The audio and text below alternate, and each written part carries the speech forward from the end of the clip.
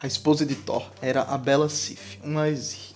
Thor a amava por ser quem ela era, mas também por seus olhos azuis, sua pele alva, seus lábios vermelhos e seu sorriso. E ele amava seus longos, longuíssimos cabelos, que eram da cor de um campo de cevada no fim do verão. Thor acordou e encarou Sif, que ainda dormia. Ele coçou a barba, em seguida cutucou a esposa com a mão enorme. "O que aconteceu?" perguntou o deus. Sif abriu os olhos, eles eram da cor do céu no verão. "O que aconteceu com o quê?" perguntou ela e então mexeu a cabeça. Sif estava confusa, ergueu os dedos, intrigada, tocando couro cabeludo careca e rosado. Depois olhou para Thor, horrorizada. "Meu cabelo!" Thor assentiu. "Sumiu", constatou o deus. "Ele deixou você careca." "Ele? Ele quem?" perguntou Sif. Thor não respondeu. Atou Megingord, seu cinturão de poder, que dobrava sua enorme força. "Loki", explicou. "Isso é obra de Loki." "Como pode ter tanta certeza?" indagou Sif, passando a mão pela cabeça careca compulsivamente, como se o toque delicado de seus dedos fosse fazer o cabelo voltar a crescer. "Porque sempre que alguma coisa estranha acontece, penso logo que é culpa de Loki.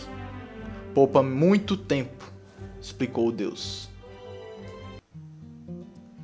E assim começa nosso quarto conto, né, que estamos escutando aqui, né, pessoal?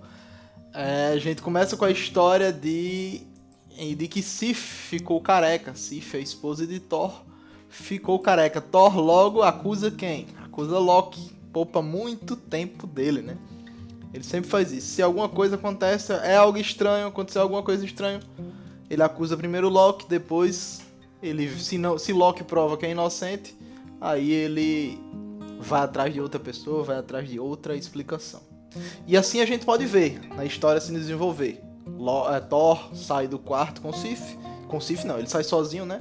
Ele ata o Megingord dele, que é um cinturão que aumenta aí muito a força de Thor.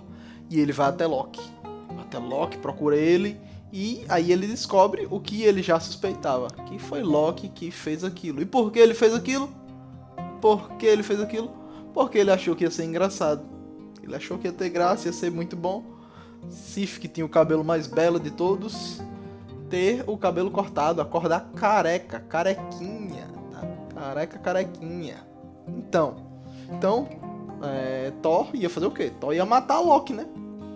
Não tinha como ele devolver o cabelo de Sif, que ele diz que não tem como fazer isso. Então, Thor fala, então pronto, então eu vou lhe matar e acabou-se. Vou começar quebrando seus ossos, de um por um. Ele quebrou o primeiro osso e Loki logo falou o quê? Loki logo deu um grito. Anões!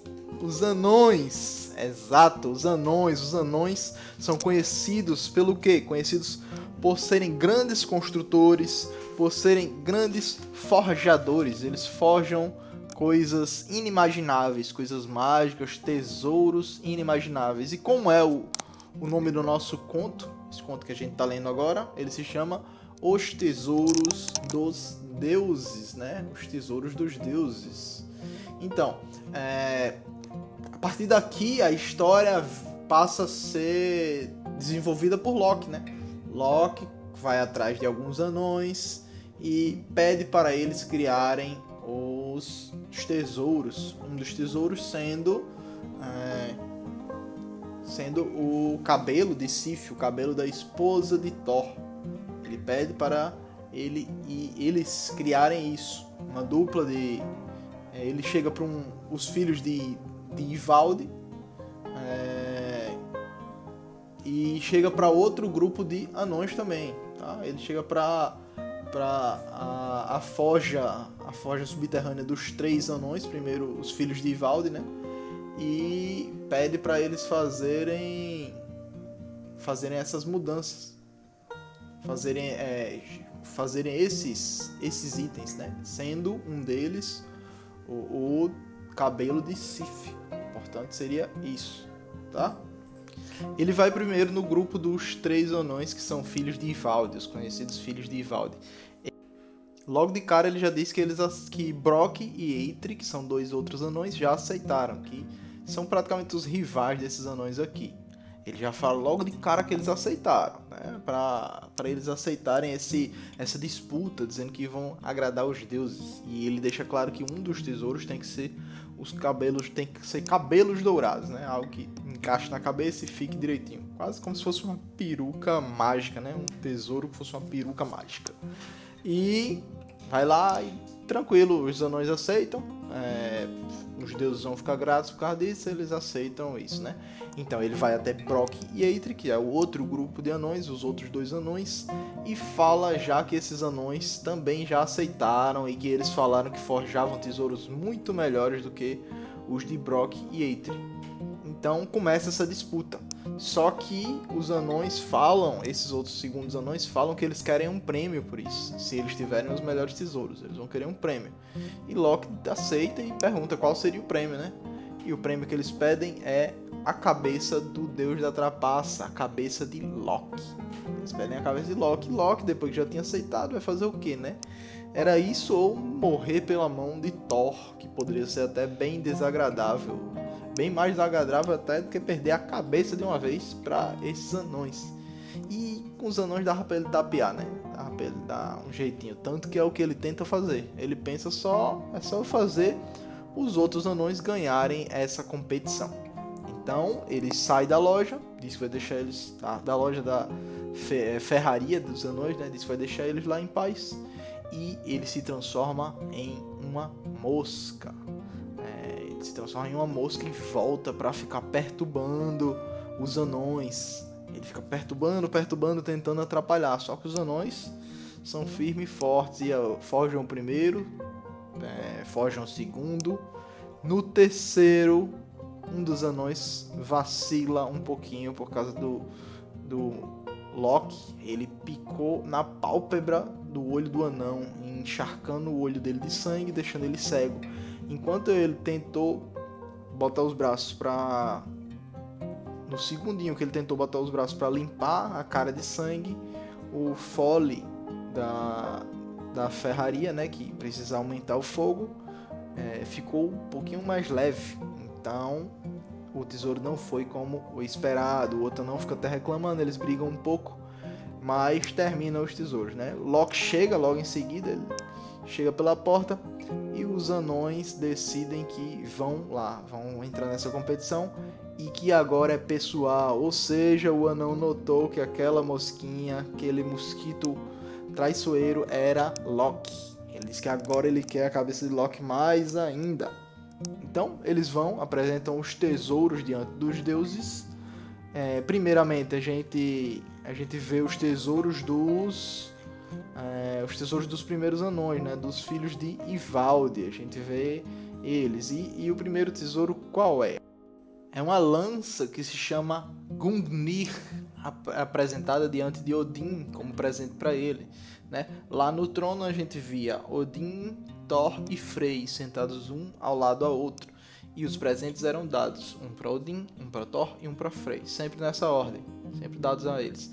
O primeiro é a lança Gungnir, que é a lança que nunca erra e que qualquer juramento feito diante dela não pode ser quebrado. Qualquer juramento que for feito diante da Gungnir não vai poder ser quebrado. E mais pra frente a gente vai ver ela sendo utilizada até com esse motivo, desse jeito, fazendo as pessoas jurarem juramentos que não possam ser quebrados de jeito nenhum. Tá? Ele entrega essa lança para Odin. Odin gosta bastante, gosta muito, tá? Então ele vai até Thor e entrega um dos... Isso é Loki, né? Loki é que está trazendo esses presentes dos filhos de Ivaldi. Ele que está apresentando esses presentes. Então ele leva até Thor os cabelos novos de Sif, os cabelos novos de Sif. E ela ama os cabelos dela, coloca logo na cabeça e vai logo mostrar para as amigas que belos cabelos novos ela tem agora. Para Frey, que é o deus da colheita, é apresentado um barquinho de papel. Um barquinho pequenininho de papel, fica sem entender, parece um lenço, um origamizinho. E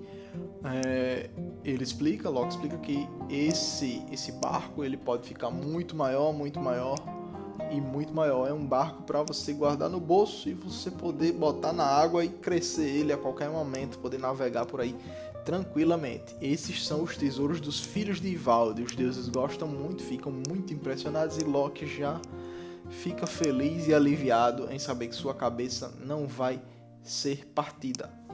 Então, trazemos segunda leva de tesouros. Os tesouros são entregues pelo próprio Brock, que está lá para entregar os tesouros, né? O primeiro tesouro que ele traz é a Draupnir. O Draupnir é um anel, um bracelete. Alguns cantos é dito como um anel, outros como um bracelete, que a cada 7 dias ele dá novos anéis. Cada noite de lua cheia, ele dá novos anéis, cada vez mais. Fica sempre dando os anéis. E ele fica multiplicando esses anéis, multiplicando a riqueza de Odin. Ele é dado a Odin. Para Frey, ele entrega um javali dourado. Um javali dourado, que é um bonequinho do javali dourado. E com um comando, ele consegue transformar ele num javali grande, numa montaria, que pode andar pela terra, pela água e pelo mar. Tá? Eles ficam extremamente impressionados com esses tesouros, tá? E o definitivo é aquele que foi, como é que se diz? Sabotado pelo Deus da Trapaça, sabotado por Loki. Loki então já fica animado porque sabe que aquele último não vai ser melhor do que os outros. Ledo engano, né? Ledo engano, ele se engana logo aí.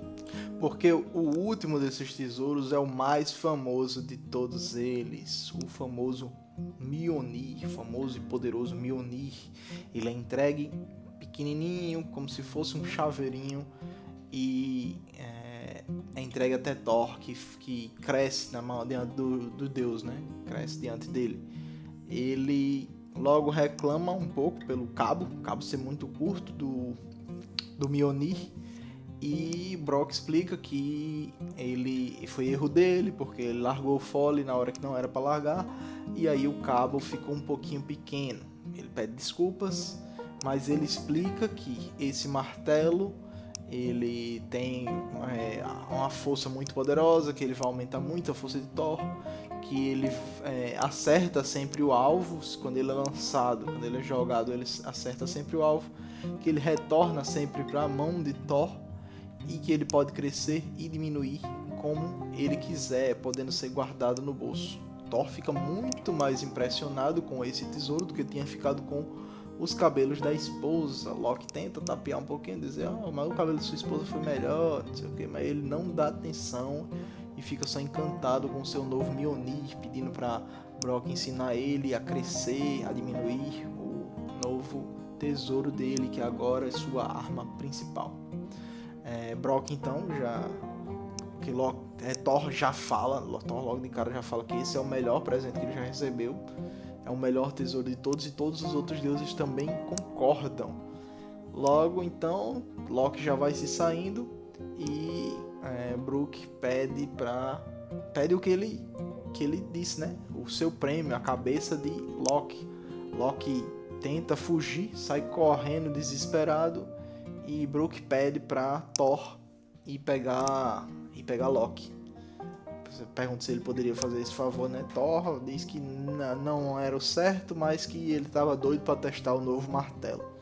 Ele vai lá, pega o Deus da Trapaça, traz de volta, e então ele traz diante dele para cumprir a promessa que ele fez. E qual foi a promessa? Perder a cabeça. Ele apostou sua cabeça e sua cabeça tem que ser dada.